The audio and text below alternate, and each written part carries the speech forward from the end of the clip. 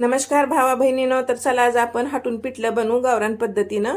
त्यासाठी बघा कढाईमध्ये एक पळी तेल टाकलं, छोटा अर्धा चमचा मोहरी, छोटा अर्धा चमचा जिरं टाकून घ्यायचं। चांगलं जिरं मोहरी तडतडू द्यायची। आता बघा आपलं झालंय जिरं मोहरी तडतडून, थोडंसं हलवून घेते एकदा व्यवस्थित। मोहरी तडतडू द्यायची, नाही तर कच्ची तोंडात चांगली लागत नाही।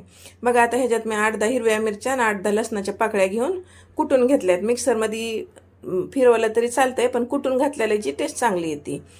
खलबत्त्यात थोडंसं कुटून हिरवी मिरची लसूण टाकायचा, चांगलं परतून घेतला। आता ह्याच्यात हळद पावडर टाकते, छोटा अर्धा चमचा।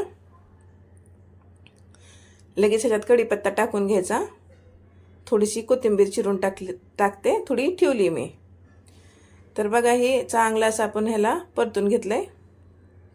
आता ह्याच्यात छोट्या आकाराचा एक कांदा मोठा मोठा कापून टाकलाय। जास्त बारीक कापायचा नाही कांदा, थोडासा जाडसरच कापून ह्याच्यात टाकून द्यायचा। चांगलं थोडंसं सॉफ्ट होऊस तर ह्याला आपण असं फ्राय करून घेऊ बरं का। आता झाला आपला इथं हे कांदा थोडासा सॉफ्ट। ह्याच्यात हिंग पावडर टाकते, छोटा पाव चमचा हिंग पावडर टाकून चांगलं आपण ह्याला परतून घेऊ। मिरची तुमच्या आवडीप्रमाणे घाला, जास्त तिखट नसलं खातात तर थोडी कमी घाला। पण इथं झणझणीत बनवायचं असलं ज्वारीच्या भाकरीबरोबर खायला थोडंसं तिखटच चांगलं लागतं। आता ह्याच्यात मी छोटा एक अर्धा टमाटर घातलंय। टमाट्याला मी थोडंसं बारीक नाही कापलं, जास्त थोडं मोठं मोठंच कापलेलं आहे टमाटर बी। टमाट्याला चांगलं आपण परतून घेऊ। आता ह्याच्यात मीठ टाकते, लगेच टमाटर आपलं मऊ होतं आहे। तर चवीपुरतं मीठ टाका। ह्या टायमाला अगर तुम्हाला टाकायचं नसलं मीठ तर तुम्ही पाणी टाकल्यावर बी मीठ टाकू शकता। तर बघा थोडंसं मीठ टाकून आपण चांगलं परतून घेतलंय। आता हे थोडंसं सॉफ्ट झाले बरं का। आता ह्याच्यात आपण पाणी टाकू 1 गिलास भरून। तर मोठ्या आकाराचा गिलास आहे बघा, 1 गिलास पाणी टाकते। आता ह्या टायमाला तुम्ही मीठ कमी जास्त आहे ती बघू शकता। आता मी इथं टेस्ट केलं मीठ, पण मला बरोबर वाटलं। आता ह्याला बघा हाटून बनवायला मी घेतला इथं रवीचा दांडा।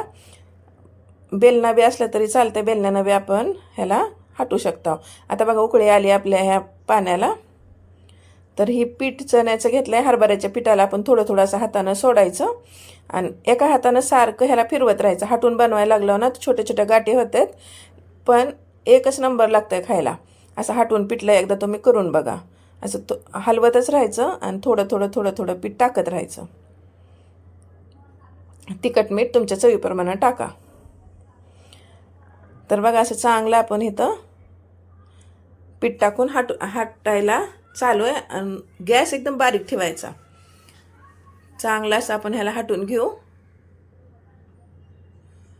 तुम्हाला व्हिडिओ आवडत असला तर व्हिडिओला लाईक करत जावा बरं का। आता बघा हे काढते रवीचा दांडा आणि आता हे चमच्यानं मी चांगलं ह्याला फिरू फटाफटा असं फेटून घ्यायचं, म्हणजे हलवत राहायचं। ते बारीक गुठळ्या असतात ना ती सगळ्या मऊ होत आहेत आणि एकदम बारीक गॅस ठेवायचा। आता बघा एकदम छोटी छोटी गुठळी असली ना ती आपण मग त्या शिजती। मोठे मोठे तर गाठी झाल्या नाहीत आपल्या पिठल्यात, थोडं थोडं हातानं सोडलं की होत नाहीत गाठी। आता थोडीशी कोथिंबीर टाकून घ्यायची। एकदा चांगलं आपण ह्याला आणू आणि एकदा मिक्स करून घेऊ कोथिंबीर टाकलेली। आता चांगलं रटारटा शिजू द्यायचं ह्याला, म्हणजे कसं ना ते फुटफुट होतं ना शिजताना, तसं एकदम शिजून चांगलं घ्यायचं ह्याला। आणि गरम गरम ज्वारीची भाकरी पिठलं एकच नंबर। बघा आता शिजायला लागलं, तुम्हाला दिसत असेल इथं शिजायला चालू झालंय, पण हलवत राहा नाही तर लागल खालून। आता मी थोडंसं गॅस फास्ट करते, खिडकीतून लय वारं यायला लागले। हे बघा मस्त असं आपलं झणझणीत गावरान पद्धतीचं पिठलं झालं। आता बघा हे आपलं शिजायला लागले चांगलं पिठलं। बस आता जास्त नाही शिजवायचं, आपण ह्याला 8-10 मिनटं शिजवलंय। 5-6 मिनटं मी ह्याला बारीक गॅस करून शिजवून घेतलाय आणि आता थोडासा गॅस मध्यम केलाय। मस्त असं आपलं शिजलंय। आता ह्याला उतरवते खाली आणि दाखवते तुम्हाला। व्हिडिओ आवडत असला तर तुमच्या मित्रमंडळीला बी पाठवून द्या। गावठी रेशमाला सबस्क्राईब करा। हे बघा मस्त असं आपलं गावरान पद्धतीचं झणझणीत बेसन पीठ